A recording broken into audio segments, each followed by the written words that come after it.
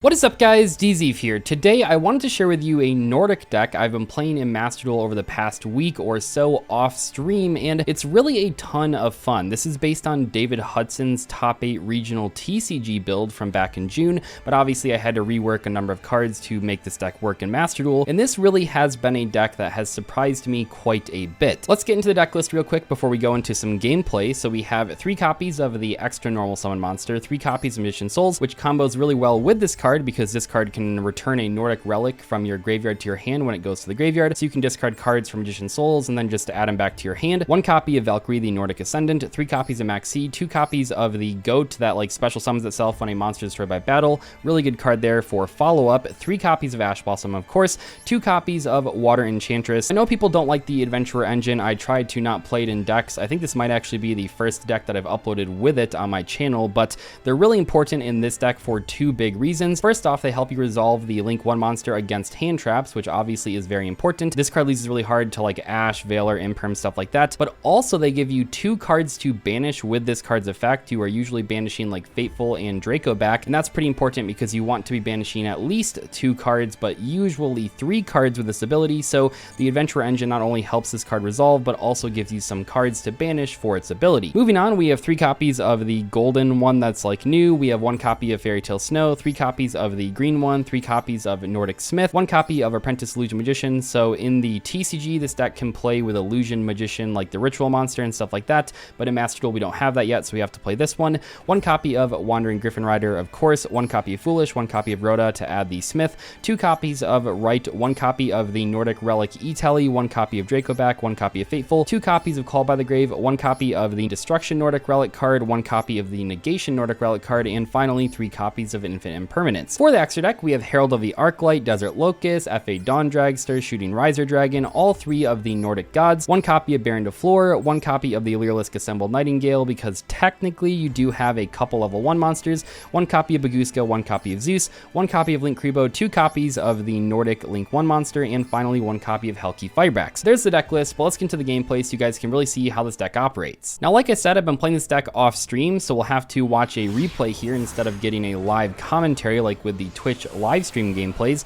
but I'll try to walk us through. So we open a pretty decent hand. As long as you can open with like 1 Nordic monster and the Adventurer engine or Magician Souls, you're pretty set. So this is definitely a good hand. We don't have the green Nordic, but that's okay. You can see what we can accomplish here. We'll banish the Water Enchantress. We'll go for Right, of course. This is just the standard Adventurer opening, but like I said, we're going to use these cards to be able to banish them for our Link 1 monster, as you'll see in this opening combo. We're going to go for the Griffin Rider. We'll discard the Draco back, equip that to the monster, special the Griffin Rider, and now we have our combo because we have 1 Nordic Beast monster. We'll summon the Nordic Ascendant here, and we'll use its effect to banish 2 copies of those cards on board and then 1 monster out of our hand to go for our 3 different Nordic monsters. So what's happening here is that the Nordic Smith is adding a card to our hand. In this case, we already had 1 of the trap cards, so we're just going to add the other one, and then this card's going to add a monster back to our hand before we go for a Synchro Summon. With these 3 monsters, we can go into Odin. Odin is definitely the best one to go for on turn 1. Then we're going to set 3 and pass. Now, before our opponent starts playing cards, I want to go over all of the interactions that we have just so you guys can kind of understand what we're working with here. So Odin right now can't be targeted because the Link monster points to it,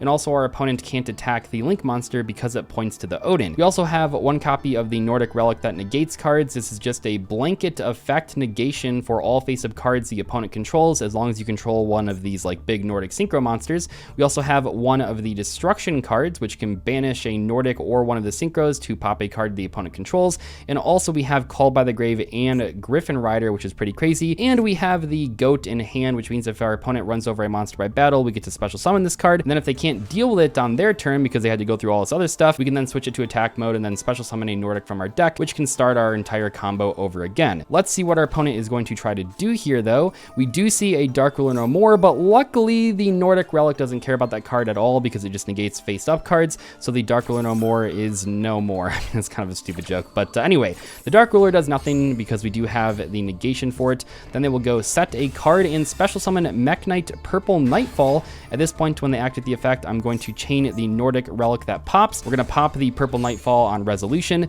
That prevents it from searching, of course, because it can't banish itself. Our opponent's going to normal summon Girsu. We are going to negate that with the Griffin Rider, still hanging on to the Call by the Grave because I'm pretty pretty sure I'm going to have to use another Link monster on our turn to actually have a play, and I want to make sure that it actually goes through because we no longer have the Griffin Rider on our board. They are going to special summon a card. They're going to bounce it back to their hand in the end phase, of course. We are going to draw Max C for turn a little bit late, activate the Odin just because, normal summon this card, attack for some damage. Maybe I could have gone for lethal, but against one back row, it's kind of risky, so I didn't want to. We're going to go to main phase 2, Link summon again. Now, it's a bit harder to summon 3 monsters right here, but they are going to Max C us. I believe I'm going to go for 2 monsters, which is perfectly fine. So the Max C is going to resolve, but luckily we're not going to give him too many draws. We're going to summon the 2 newish Nordic monsters. We're going to add the E-Tele to our hand. That is the last target in deck. This one's going to add the Goat back to our hand just in case our opponent runs over any of these monsters in battle. And even right now, I mean, passing back to our opponent, we still have several interruptions here. We still have the blanket negation effect whenever we want to do that. We have the Call by the Grave, we have the Max C, we have the Goat. Let's see what our opponent is going to try and do though to break this board. They're going to go for Pot of Prosperity, but yeah, not having that. We're going to use the Nordic Relic again. I mean, it's just crazy how good this card is. It gets so much value as long as the game is still going on, because every single turn, even on your own turn, you can just negate cards for free here. It's just so powerful. But anyway, we are going to negate that Pot of Prosperity, and obviously if they have like multiple cards on the board, they're all negated, but they only had one in this case. They're going to special summon the Purple Nightfall, but they already had a copy in the graveyard, so I will chain the Call by the Grave to prevent the search. It seems like their hand is pretty weak, so they definitely need that search to be able to play the game. And at that point, oh, cool Call by the Grave animation too.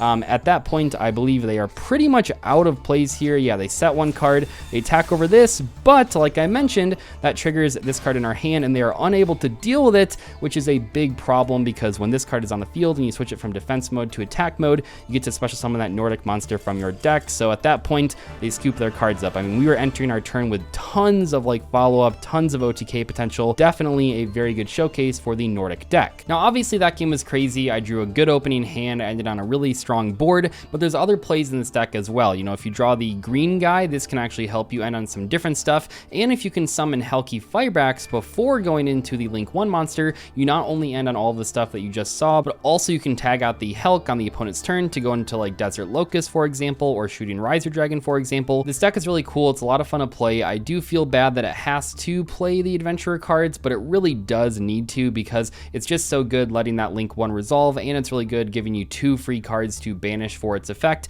You really can't get away without playing these cards in a Nordic deck just because they're so powerful for those 2 reasons. Anyway, I hope you guys enjoyed today's video. I really had a lot of fun playing this deck. I wanted to play it on stream. I'll probably still try to play it on stream at some point in the future, but I've just been kind of playing this while I've been doing other work off stream, and it has been a lot of fun. I'll see you guys later though. Thanks so much for watching. Goodbye.